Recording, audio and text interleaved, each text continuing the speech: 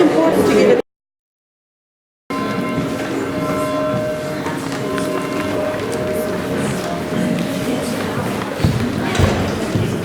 Good morning. Welcome to the United Church of Two Harbors on a Sunday before Thanksgiving. I'm so glad to see you all here because today is the day that the Lord has made. So let us rejoice and be glad in it. I'd like to start our worship service with a call to worship. The words are going to be projected up on the screen, and it's a responsive reading, so please respond with bold praise.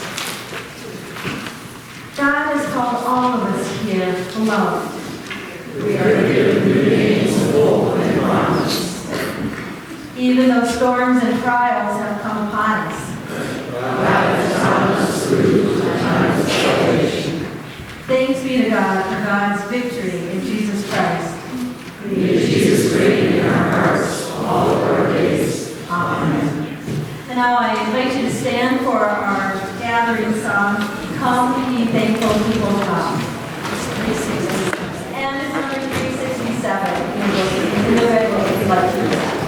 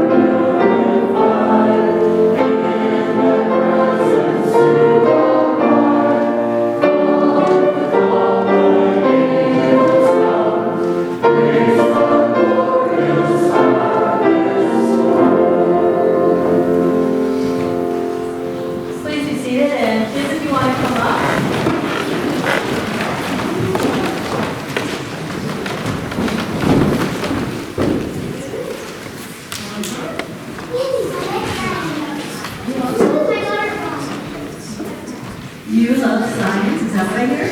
Okay. And you, oh, that's a beautiful butterfly. And a dog and a bunny. Awesome. So, like I said, we are going to do some science. You guys want to just come and stand over here in front of our laboratory?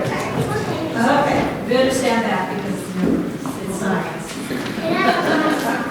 I know, that's very good. Oh, hey, hi.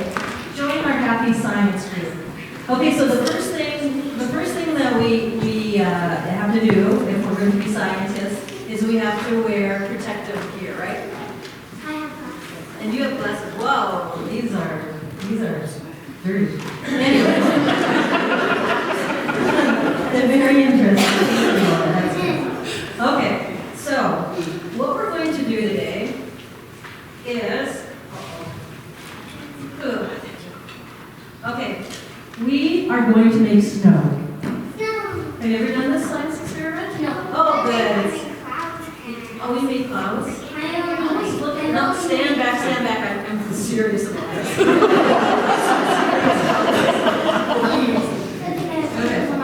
Yes, it doesn't have to be your sparkles in your clothes, because who knows what's going to happen here. Okay, so I put about a ½ inch of water in this jar, okay? And now I'm going to add some white paint.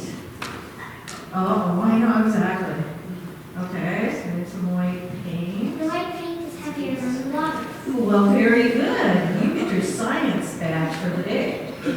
I am really hoping I don't get white paint all over everything up here. That's my hope, yeah. All right, and then Sparkles. I'm going to put some glitter because every good science experiment has And glitter. explodes. Oh, yeah, they do. Look at that. Look at that. Lightest. Because they're the lightest. Okay, so the heaviest is the paint, and then the middle is water, the water. And then and the sparkles. Okay, now I'm going to add some baby oil.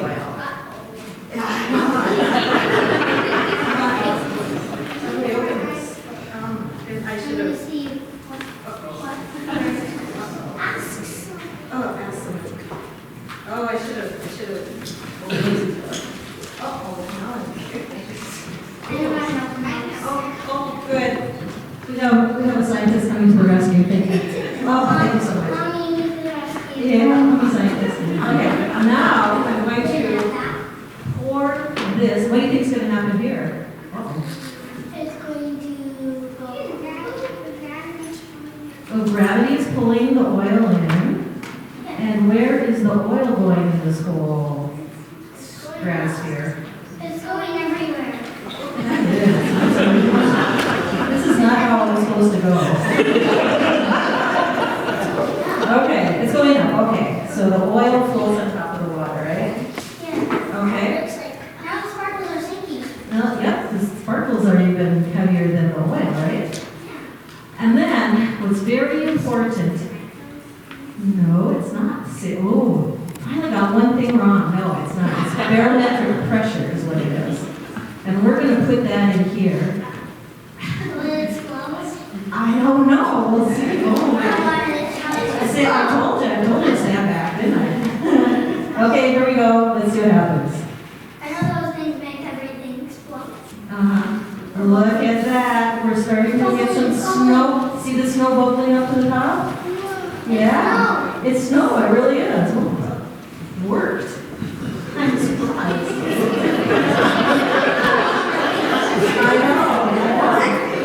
I know. It is a big snow, isn't it? Okay. I like glitters. You like glittery I snow? want more sparkles. Everything's better with more sparkles, isn't it? Okay, so we did our science experiment, right? Hold it up so the congregation can see. Okay, there's a snowstorm.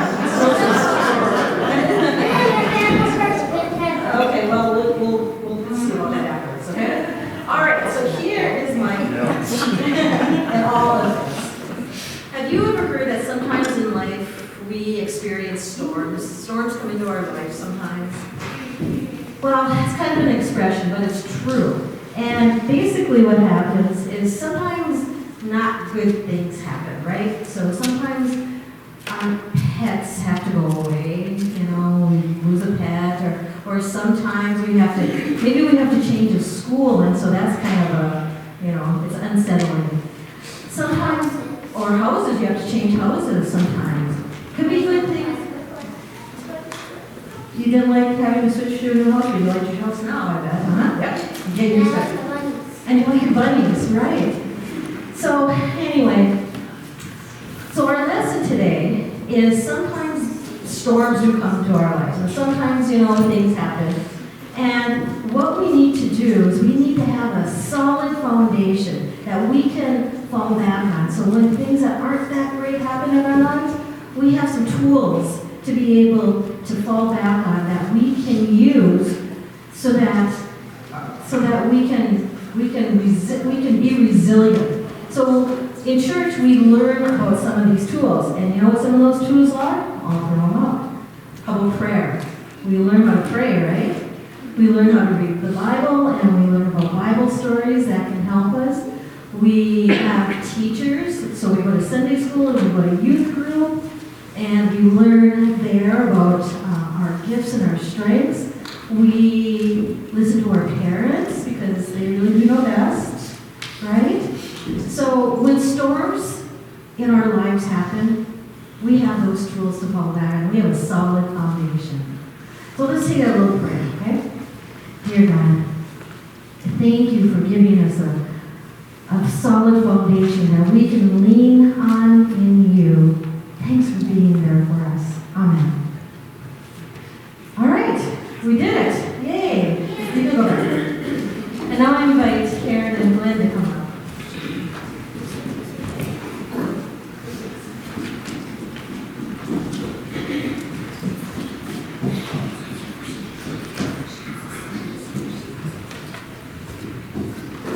Follow a snowstorm.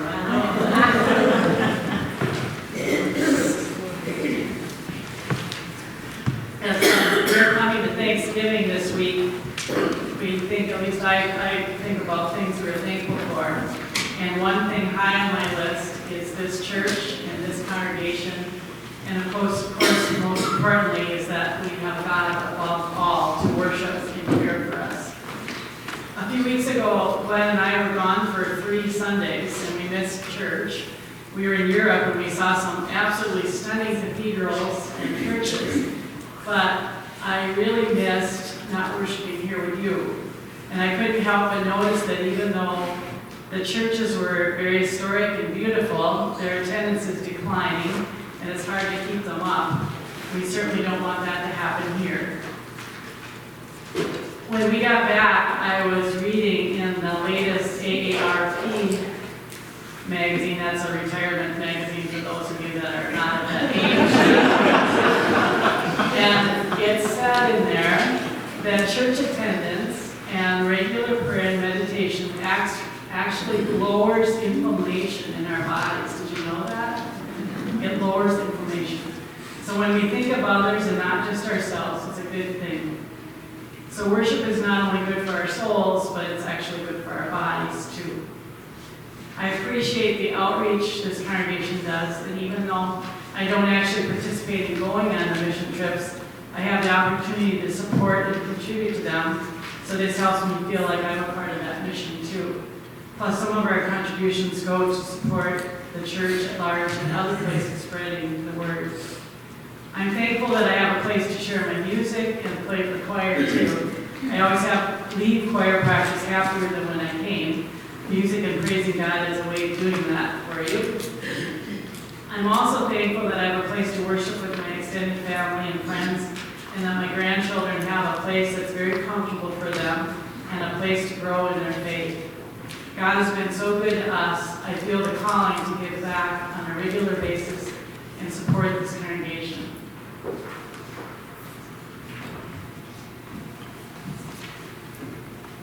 Mark Gordon called us a couple weeks ago about this. He said, well, would you do a talk on Sunday morning like Karen and Bill Hermanson did? And I thought, well, I don't have the script in, of course I can't read that. But he said, well, would you talk about why we like the church and I think why we give? I think those are the 2 questions. And I'll talk about why we like the church first. 3 reasons. It could go more than that. But one of the first Sunday we came here, went through worship, went downstairs for coffee, and that really struck me. The coffee that we had downstairs. One, it was really nice, and it wasn't just Oreos out of a box from someplace. It was really nice. And then the other thing was that was provided gratis. It was really a hospitality gift at that point. We weren't being asked for anything in return. Just here's the hospitality and enjoy the conversation with people downstairs after you've gotten the goodies to eat. And that's been a highlight for me ever since. However many years we've been going, I think it's been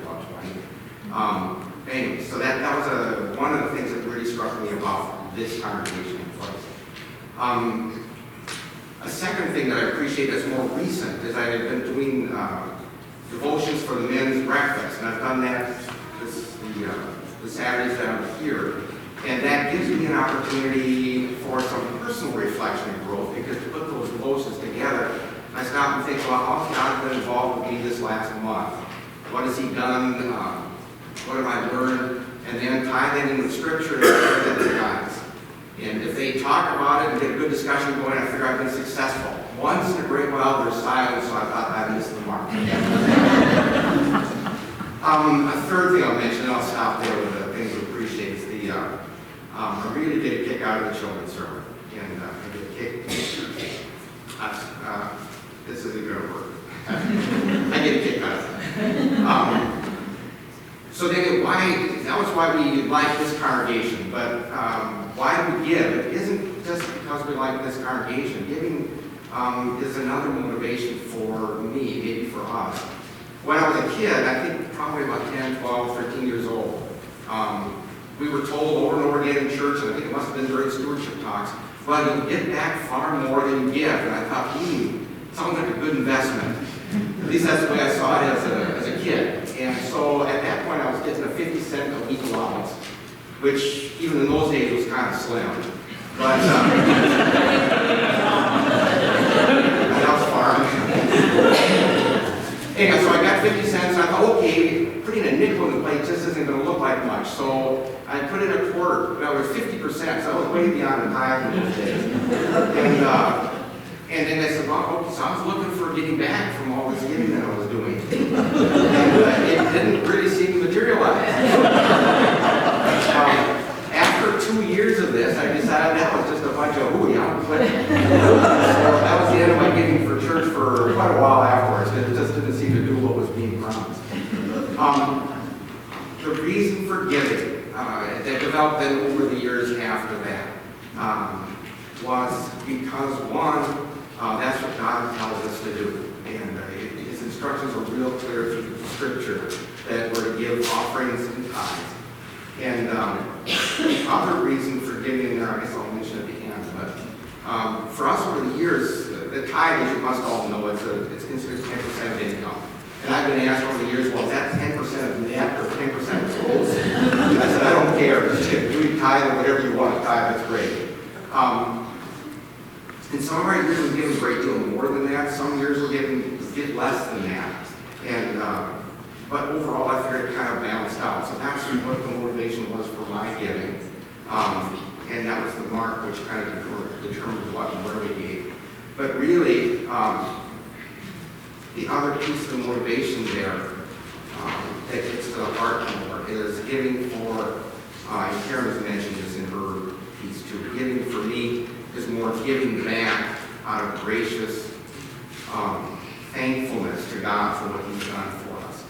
And, that's several sermons or several stewardship talks out of those, so I won't go into the details of that. There's many things emotionally for our family, personal support, mission, project. He's been involved all over the place. And out of gratitude for that, and it can continue giving. I think the last thing I'd say is when I was looking at this as a kid and kind of gave up because it didn't seem to produce much, I was looking at the short game then.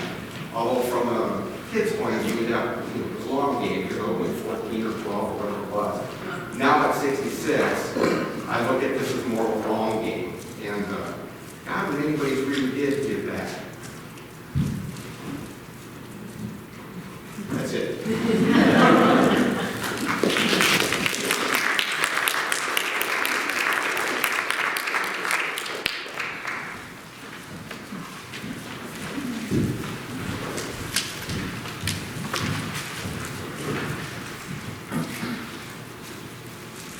Thank you, Glenn and Karen.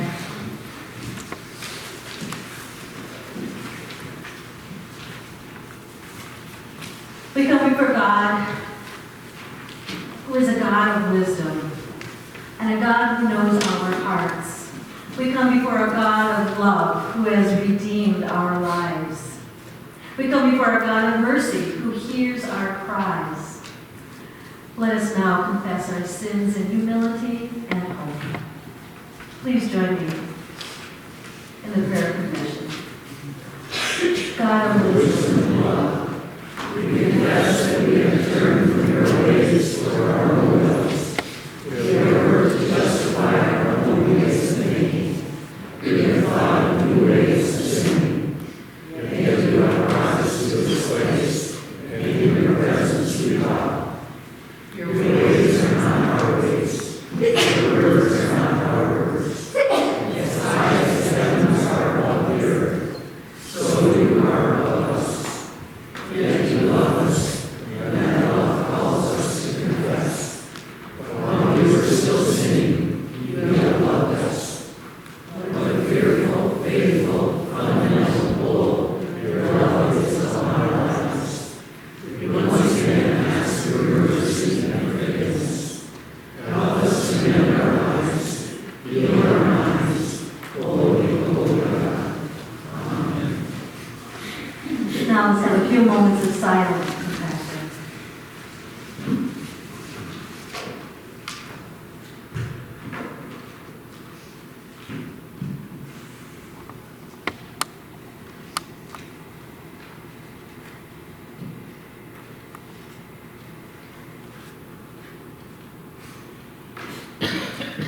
Now hear these words of assurance.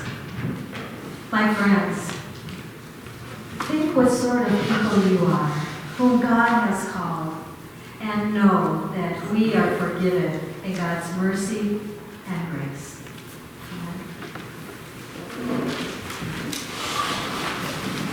Praise.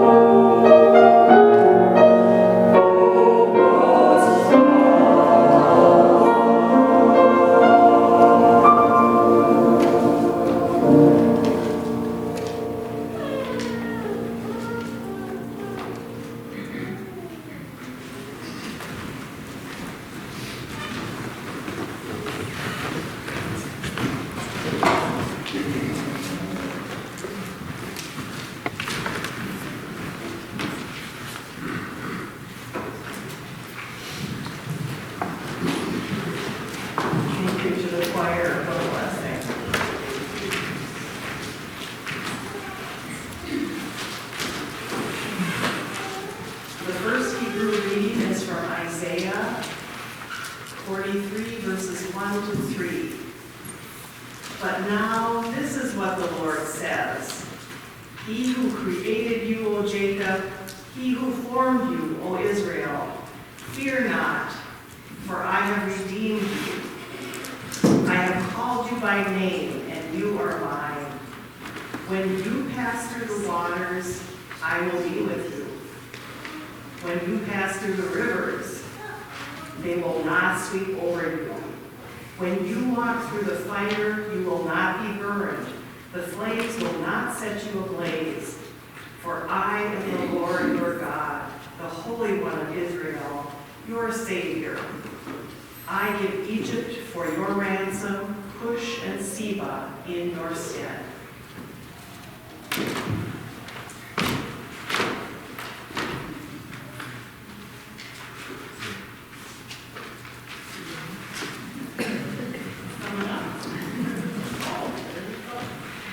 Okay, excuse me. So we will be reading responsibly Psalm 93, and if you could read the dark print. Vindicate me, O God, and defend my cause against an ungodly people, for the deceitful and unjust deliver me. For you are God, in whom I take refuge. Why have you cast me off? Why must I mourn because of the oppression of the enemy? O send out your light and your truth. Let them lead me. Let them bring me to your holy hill and to your dwelling. Then I will go to the altar of God, to God my exceeding joy, and I will praise you with the lyre, O God, my God. Why are you cast down, O my soul? And why are you disquieted within me? Open God, whom again I shall praise, my help and my God. Here ends the Hebrew reading.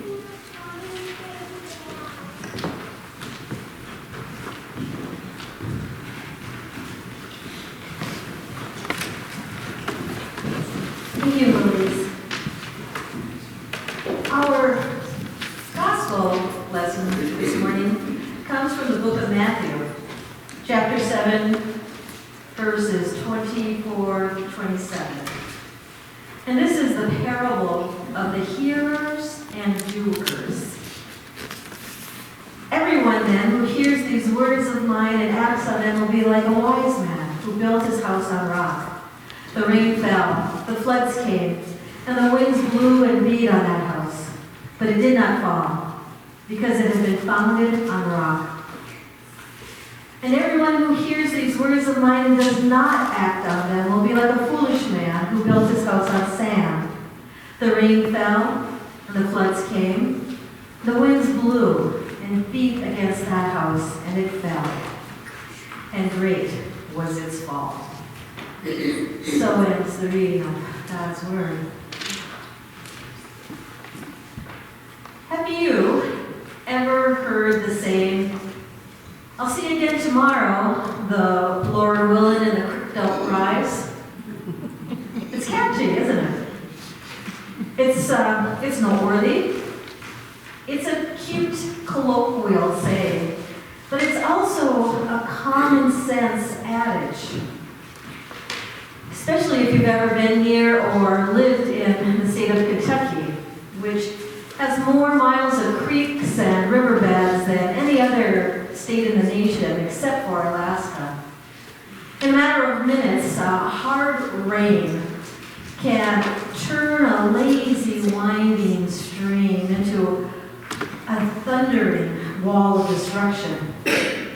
Every year there are reports of tragic stories of people who, while driving home during a rainstorm, they venture across a familiar bridge. And they're quite certain that the water on that bridge is manageable, only to be swept down the creek to their demise. If you were to drive over that exact same bridge just a few days later, you couldn't imagine there could have been any danger in such a pretty little stream. Maybe such a creek bed had been in view when Jesus told his story to a gathering crowd that day. In that part of the world, such places are known as wadis. They're watercourses that are dry except in periods of substantial rainfall. Like so many of Jesus' parables, this one in the book of Matthew is a very simple story. And really that's the beauty of Jesus' parables, right? The stories are so deceptively simple that we might rush through them while we're reading through the Gospels without even giving them much thought at all. Or maybe we might think, well, doesn't everyone think about that? But that's the rule. If we don't know the message well enough, and if we just assume that, of course, everyone knows that, well then, if we're not living our lives accordingly, we don't know that message at all. Jesus had just finished an extended period of teaching as he led into this parable. The response to his teaching was probably, as often as it is, taken by people as, well, you know how it is when we get challenged with an idea that calls us to change our own behavior. No doubt the people were cautious about buying whatever it was that the teacher from Nazareth was attempting to sell. His insights were intriguing, but it was clear that he was outside the establishment. And still more unsettling even than that, his teachings were, well, they were way more demanding than the conventional rabbis were. So at this moment, when his listeners were weighing the pros and the cons of the message, well, that's when Jesus threw down the gauntlet. Some people, said Jesus, would hear what he had to say and then would act upon it, while others would hear and they would do absolutely nothing. Jesus describes these contrasting responses with strong language. The people who would act on his teachings, well, they were wise, while the others, they were foolish. And there's no genteel tentativeness here, no talk of, well, now we all have our right to our own points of views. Jesus may acknowledge that you do have a right to your own point of view, but he makes clear that your point of view may be wise or it may be foolish. And by the way, not all points of view have the same value. Jesus doesn't commend the foolish ones for being sincere about what they believe, because sincerity doesn't help much when one is terribly wrong. Jesus doesn't suggest that there are multiple ways of looking at these matters. Quite simply, there is a wise way and there's a foolish way, and that is it. And some matters are like that, you know. The biggest issue of life, those biggest issues, they are not like choosing between boxes of cereal at the supermarket. It's not even like choosing between several different colleges that you might want to attend. The biggest issues of life are so vast in their reach that there are consequences that those who choose rightly are wise, and those who choose wrongly, well, they're foolish. And I know that this is really, really harsh, but it's the facts. So Jesus resorts to a story that is just as clear as he could possibly make it. There are two men, and they're both building their dream houses. And from what Jesus tells us, the homes are comparable in every way, except for one. Both houses apparently are very well built.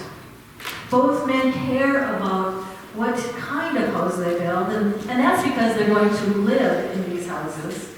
The only difference is one house, well, it's built on rock, while the other house is built on sand. Now, Jesus is talking to people who know the difference between building on a rock and building on sand. And the only way that they would build their house on sand is if they had some sort of severe lapse of judgment. And those are the people Jesus labels as foolish. They haven't erred due to a shortage of information, but rather because of a deliberate choice that they've made. When Jesus says they are people who have heard, we see them as informed, and therefore they're equipped to build. But for some peculiar reason, the choice of a man who decides to build his house on sand contradicts reason and everything he would have known about the surrounding area. The difference between these two men is not a difference in their ability or of their knowledge or of opportunity. It is a difference of choice. The one chooses wisely, while the other chooses foolishly. And at first, there's no evidence of wisdom or foolishness. Both men are building good, solid homes. And then, one day, there's a storm. And this is the surest thing that I can tell you about this parable. In your life, you can count on it. That one day, somehow, some way, somewhere, there will be a storm. In a world where sickness exists, where accidents happen, where marriages are broken, where friendships are betrayed, and where the changing economy means jobs and businesses that may be lost, everyone is compelled at some time to deal with a storm. Some people live with storms most of their lives, and my heart aches when I think of those I know who experience life this way. Some people, well, they seem to escape storms for a long time. In such instances, they often are particularly devastated when at last a storm comes their way. And truth be told, storms can catch any of us off guard, and a lot of times they do. The sun shines so pleasantly on life that we don't think anything about that nagging pain that we're experiencing. But when the doctor says that the pain is advanced malignancy, well, suddenly we find ourselves swept up by a storm. All of us are sometimes caught off guard by one kind of a storm or another. It's when the storm comes at you, well, that's when you find out something about your house.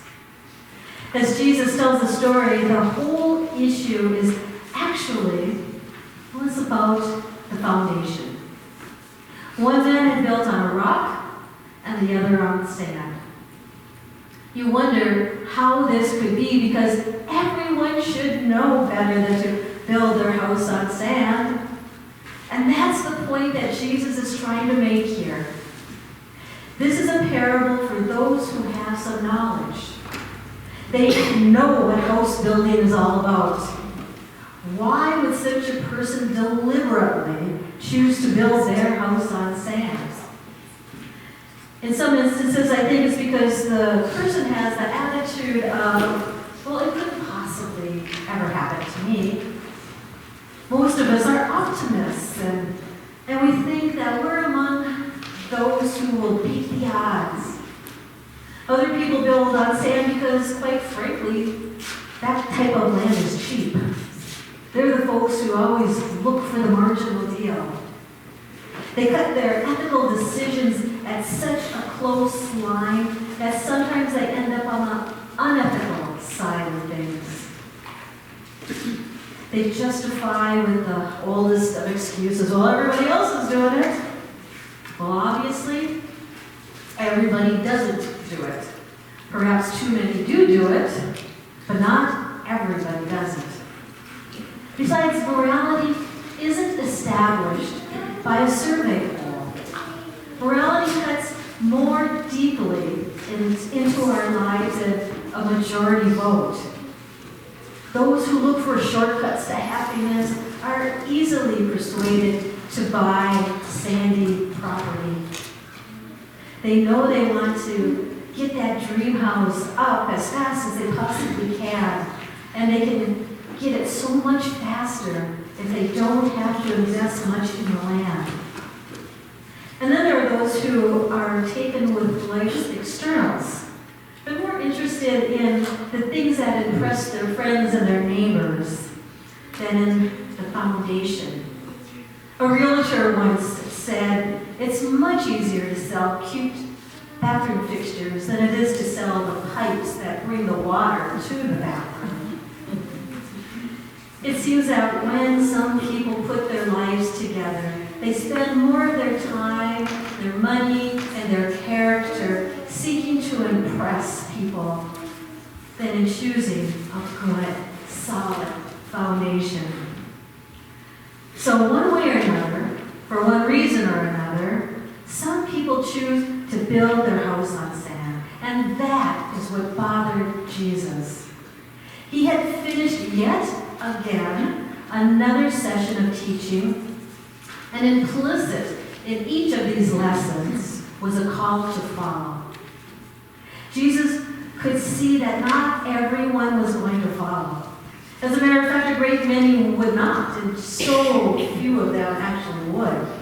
And Jesus said that those who heard the truth and didn't act on it, well, they were foolish. So why such harsh words? What is the measure of the decision that cuts the line so sharply that those on one side are called wise and those on the other side are called foolish? Well, it's just this.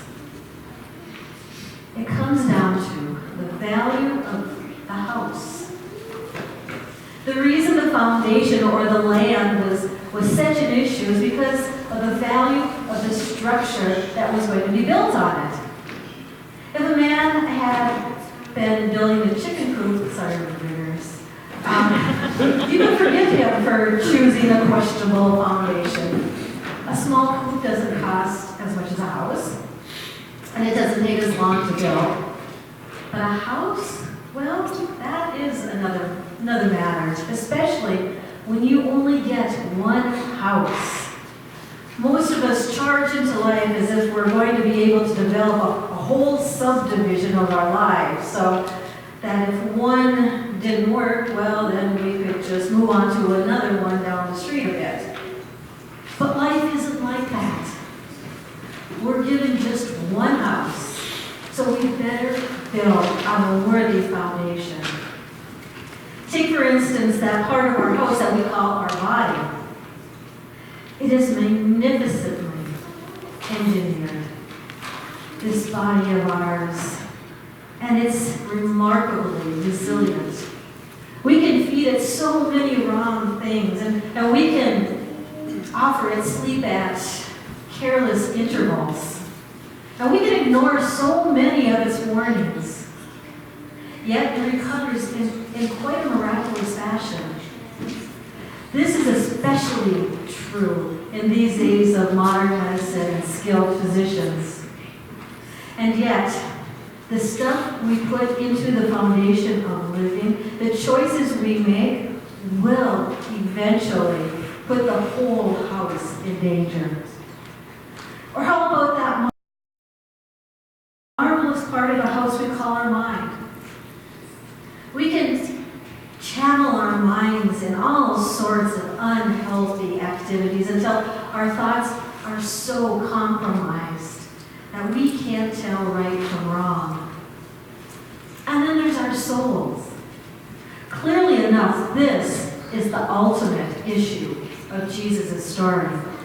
The decisions we make regarding our bodies and our minds combine to shape decisions for our souls, which are eternal decisions. If this house of ours weren't worth much, if our bodies and brains, our wills and our personalities were trivial things to be thrown together one day and torn down the next, if that were so, it wouldn't matter much what foundation we might choose. But the stuff that constitutes you and me is utterly invaluable. Our body is the only one that we get. So what we fill our minds with is our choice. So let's make wise decisions.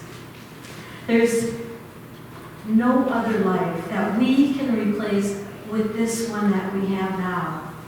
So we better build this house of ours on a foundation that will survive the inevitable storms, because it's the only life that we get. And it's never too late. With the permission of Casey Matson, I would like to read, I would like to read something that she posted this week. All right. I knew this was going to happen. Right? 2 seconds. This is really dramatic. Is this about a storm? But she wrote it in such a wonderful way. All right. Here goes. 5 years ago, I made a covenant with God to get sober. I entered treatment, did my work, and He blessed me many times over. This year of sobriety has been hard and heartbreaking, losing my Ramses. She was my hero. I could have easily given up, but something inside me said, Casey, God helped you build a foundation for 5 years before He left. He threw you a solid and gave you 5 years of tools to help you through this. And that is what recovery is. I miss her every day, but I know staying sober is how I also honor her memory.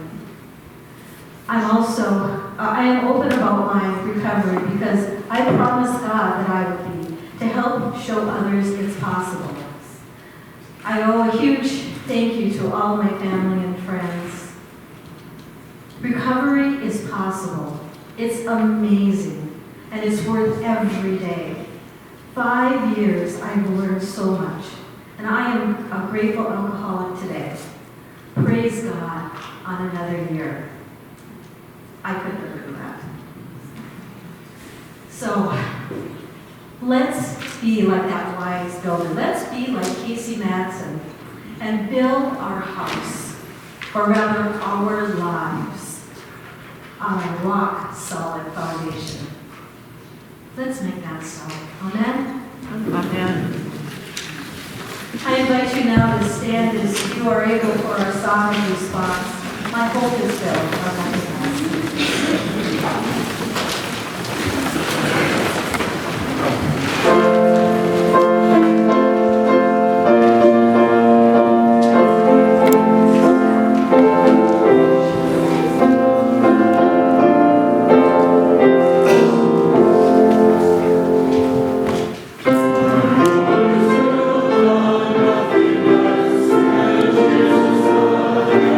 Righteousness,